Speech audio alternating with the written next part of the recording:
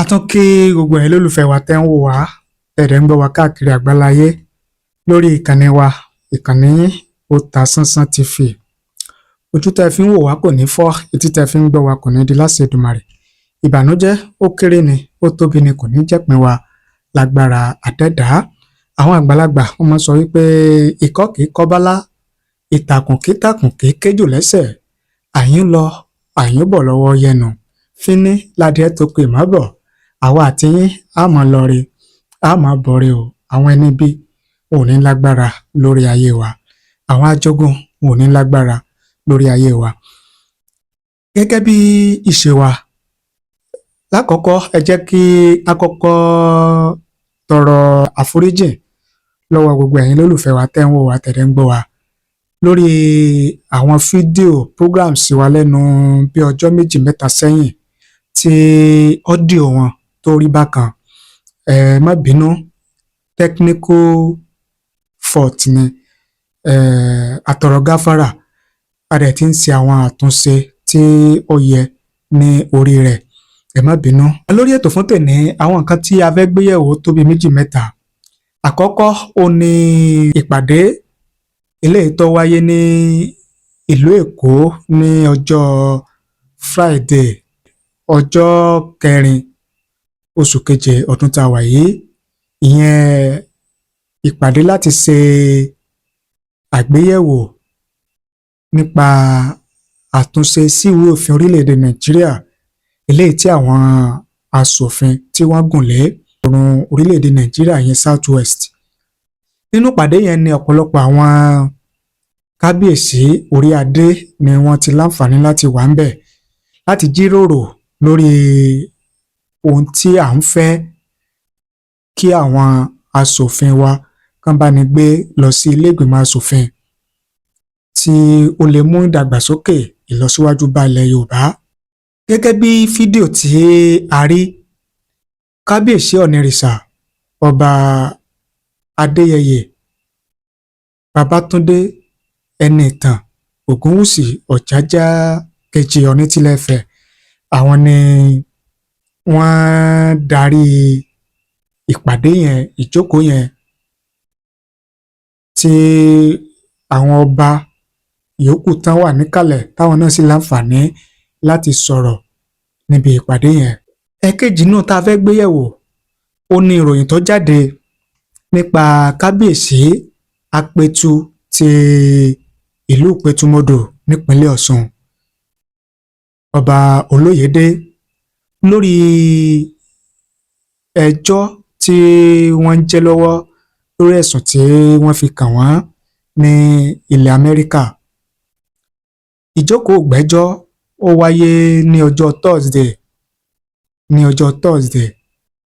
Kí ló ṣẹlẹ̀ nínú ìgbẹ́jọ́ yẹn? Kí ni tuntun tó jáde nípa kábíyèsí Apẹtu tìlú Ìpẹ̀tùmodò? A mú wá fún yín gẹ́gẹ́ bí ìwé ìròyìn ṣe kọ, bí ìwé ìròyìn ṣe pé.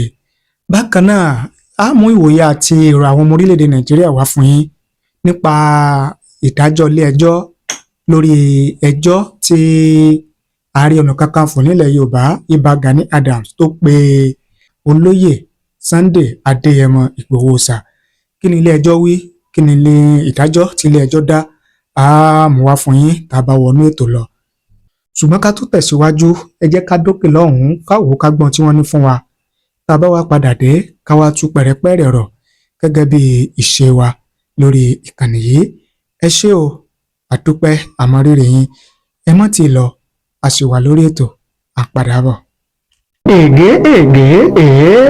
Ègé kọ́ àwọn la fẹ́.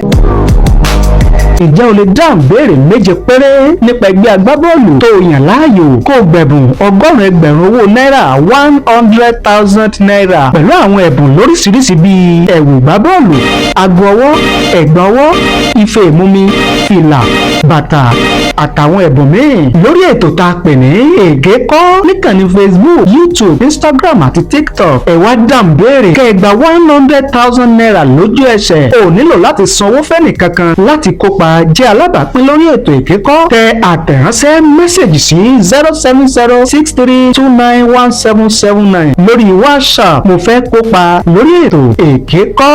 ẹ darapọ̀ mọ́ wa lórí ìkànnì Facebook, YouTube, Instagram àti TikTok kájọ máa gbádùn ètò Ègé Kọ́. tá a bá sọ pé Ègé Kọ́ ẹ dá wa lóhùn pé àwọn la fẹ́. ẹ káàbọ̀ padà.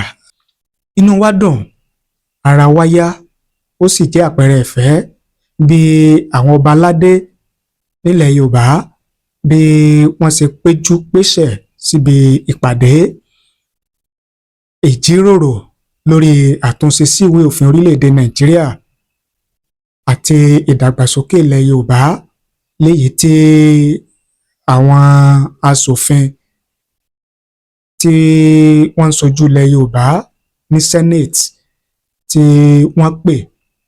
inú wa dùn, ara wa yá. ìlú Èkó ni ìpàdé yẹn ti wáyé.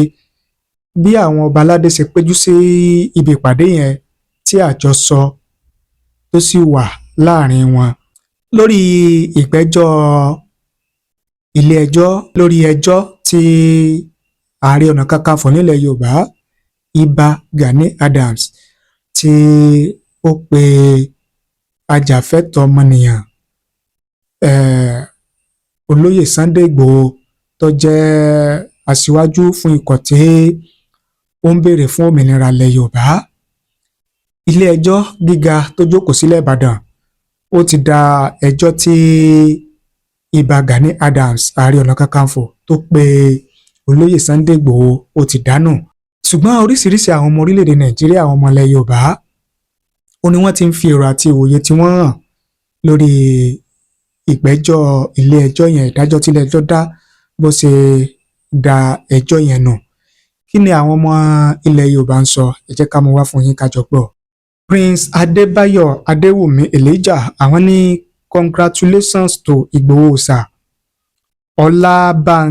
Ọlábánkẹ́ Ìdòwú, àwọn ní bẹ́nìyàn ò dá Ọlọ́run adájọ́ òòṣà akọgun of Yorùbá land, fi wọ́n sílẹ̀, Ọlọ́run wà pẹ̀lú yín, ṣùgbọ́n no going back, Yorùbá nation now. Ọlábísí Olúṣẹ́gun, àwọn ní ẹ jẹ́ kí èdè wa yéra wa, nítorí kí ẹ rántí pé ìfẹ́ ilẹ̀ Yorùbá, ìlọsíwájú ilẹ̀ Yorùbá ló ṣe pàtàkì. Báńgbóṣe Usman, àwọn ní Yorùbá ẹ̀rù sì ń bà mí, gẹ́gẹ́ bí èrò tiwọn nìyẹn. Adégbìtẹ́ Múnírù, àwọn ní bàbá Yorùbá, wọ́n ní mo mọ̀ pé Gani máa padà gbèrè tìjú ni, ẹni tí kò ní làákàyè rárá, àti pé kí là ń sọ gan-an. àwa Yorùbá ẹ jẹ́ ká ronú jinlẹ̀ dáadáa. Sóyẹmí James, àwọn ní ẹ jẹ́ kí àwa Yorùbá kóra wa pọ̀ kí a sì fìmọ̀ ṣọ̀kan. tí ìṣọ̀kan bá ti wà láàrin wa, àwọn ènìyàn burúkú tí wọ́n fẹ́ máa forí wa gbára wa, wọn ò ní lè ráyè láàrin àwọn ọmọ Yorùbá. Mr. Ridwan Ọládẹ́yìndé, àwọn ní bọ̀dá Sunday, ẹjọ́ ọ̀gbẹ́ni Gani yẹn ẹ lọ fọwọ́ wọ́nú. Saheed Ọ̀pẹyẹmí, àwọn ní ló bá tán, Yorùbá ronú ṣe bí a ṣe máa ṣera wa rèé. tá a bá gba òmìnira ilẹ̀ Yorùbá tán, ẹ jẹ́ ká ronú ara wa wò, gẹ́gẹ́ bí Mr. Saheed bí wọ́n ti sọ tiwọn nìyẹn. Mr.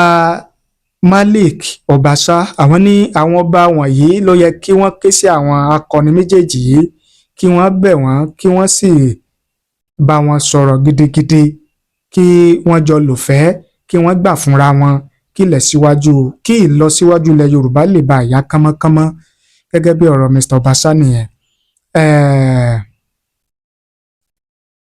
Ọlápọ̀sí Ìdòwú, àwọn ní ohun kan tèmi rí sí ni pé àwọn èèyàn kan ni wọ́n ń kóra wọn pọ̀ láti da ilẹ̀ Yorùbá rú àti wípé àwa náà ẹnu wa ò kò sífẹ̀ẹ́ èmi jù ọ́ ìwọ ò jù mí kò jẹ́ ká gbà fún ara wa. Àwọn ọba tó tún yẹ kí wọ́n bá wa dá sọ̀rọ̀ náà àwọn náà ò gbà fúnra wọn. Mr. Solomon Ogundare àwọn ní Ọlọ́run Olódùmarè yóò wà pẹ̀lú yín ní orúkọ Jésù. Sunday Igboho Òòṣà. Wàsíù Mọ́bọ́lájí ẹ̀ ń pariwo Yorùbá nation ṣé tí Yorùbá bá dá dúró ṣé rádaràda tẹ́ máa ṣe náà nìyí láàrin ara yín. Mr. Stephen Servat àwọn ní please don't compare Sunday Igboho with Gani Adams. Ọ̀gá ni Sunday Igboho jẹ́ sí Gani Adams nítorí nǹkan tí Sunday Igboho ṣe nílẹ̀ Yorùbá fún àwọn Fúlàní ọ̀daràn kò ṣeé fi ẹnu sọ. Ọ̀gá lọ̀gá ọmọ jẹ́ o. Oríṣiríṣi àwọn èèyàn náà ni wọ́n ti ń fi ọ̀rọ̀ àti òye tí wọ́n hàn gẹ́gẹ́ bí a ṣe mú wá fún yín yẹn. Ẹ̀yin gẹ́gẹ́ bí ẹnìkan ẹ jẹ́ kí a mọ ọ̀rọ̀ àti òye ti yín lórí bí kò ṣe sí ìfẹ́ àjọṣe láàrin olóyè Sunday Igboho àti Ìbà Gani Adams. Ìyẹn ní abala tibẹ̀ yẹn. Lórí ọ̀rọ̀ kábíyèsí ọba Apẹtù ìlú Ìpẹ̀tùmodò tí ó ń kojú ẹ̀sùn ọ̀daràn ìkówójẹ ní orílẹ̀-èdè Amẹ́ríkà pẹ̀lú ẹni tá a lè pè ní ọ̀rẹ́ wọn Pastor Edward Olúwaṣánmi. Ìgbẹ́jọ́ ó wáyé ní ọjọ́ Thursday. N tó jáde nínú ìgbẹ́jọ́ yẹn náà ni wípé ilé-ẹjọ́ ti sọ Pastor Edward Olúwaṣánmi sí ẹ̀wọ̀n oṣù 27 lórí ẹ̀sùn kówójẹ ìkówóòlú ìṣòwòòlú ìlú jìbìtì tí wọ́n fi kàn wọ́n lórílẹ̀‐èdè Amẹ́ríkà. Kí wá ní ilé-ẹjọ́ sọ nípa ti kábíyèsí ọba Apẹtù tìlú Ìpẹ̀tùmodò? Ilé-ẹjọ́ sún ìjókòó ìgbẹ́jọ́ ọjọ́ tí ẹjọ́ wáyé lórí ọba Apẹtù tìlú Ìpẹ̀tùmodò ọba Olóyèdé wọ́n sún sí ọjọ́ 1 oṣù kẹjọ ọdún tá a wà yìí. Ní ìrètí wà yìí pé ilé-ẹjọ́ gbé ìgbẹ́jọ́ kalẹ̀ àbí ìdájọ́ kalẹ̀ lórí ọba Apẹtù tìlú Ìpẹ̀tùmodò. Gẹ́gẹ́ bí ìròyìn yẹn bó ṣe tẹ̀ wá lọ́wọ́ ẹ jẹ́ kọ́kọ́ mú yẹn wá fún yín ná. Pastor Edward Olúṣánmi sentence. A U.S. District Council sentenced Pastor Edward Olúwaṣánmi to 27 months in federal prison for his involvement in a $4.2 million COVID-19 relief fund fraud scheme. He was also ordered to forfeit $1.3 million. Ọba Joseph Olóyèdé, the Apẹtù of Ìpẹ̀tùmodò, was arrested alongside Pastor Olúwaṣánmi and has pleaded guilty to charges related to the scheme. As part of his plea agreement, he will forfeit his property to the U.S. government. His sentencing is scheduled for August 1st, 2025.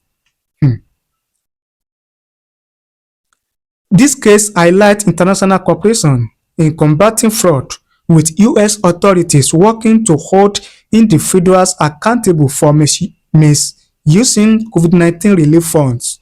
Both defendants were charged with conspiracy to commit wire fraud, conspiracy to defraud the U.S., money laundering, and other related offenses. The duo submitted fraudulent applications for Paycheck Protection Program (PPP) loans and Economic Injury Disaster Loan (EIDL) between April 2020 and February 2022 using falsified tax and payroll documents tied to businesses under their control. Gẹ́gẹ́ bí ìròyìn yẹn bó ṣe sọ nìyẹn. Ẹ wá jẹ́ ká wo ohun tí àwọn èèyàn ń wí, ohun tí àwọn èèyàn ń sọ. Mrs. Bólúwatifẹ́ Helen àwọn ní kí kábíyèsí fi kọ́kọ́rọ́ ààfin ránṣẹ́ sílé tàbí kí wọ́n lọ gbà á lọ́wọ́ rẹ̀. Àwọn adójútini ọba gbogbo. Gabriel Ogunforíjìn àwọn ní àwọn tó yẹ kó jẹ́ àwòkọ́ṣe rere fún àwọn èèyàn láwùjọ ẹ̀rí nǹkan bí ògbójú olè pásítọ̀ owó ọmọ ìjọ tó ń fojoojúmọ́ fi ẹ̀tàn gbà tó àwọn àdúrà bí ẹ̀tàn bí irọ́ sì kẹnu wọn lè láwọn àti Ọlọ́run làwọn jọ sọ̀rọ̀ papọ̀ àwọn atúrọ́tà gbogbo. Alonge Saheed àwọn ní ẹ padà sí ìgbà ìwáṣẹ̀ tí ó jẹ́ pé Ifá òdodo ló yan ọba sí orí àpèrè Ifá òdodo kò lè sí ọba yàn láéláé ẹ̀yin afọbajẹ ẹ kú ìrọ́jú o ẹ lọ bi Ifá léèrè nǹkan tí ẹ máa ṣe tí ọba kò fi ní ṣẹ̀wọ̀n. Mr. Adégbòye Adéníyì àwọn ní ara àwọn tí wọ́n ń balẹ̀ Yorùbá jẹ́ rèé. Mr. Olúwasanmi Ìgbẹ̀yìn wọ́n ní kí wọ́n dá owó jọ fún èmi màá bá wọn lọ gba kọ́kọ́rọ́ wá lọ́dọ̀ kábíyèsí Àpètù tí kò ní pẹ́ lọ ṣẹ̀wọ̀n.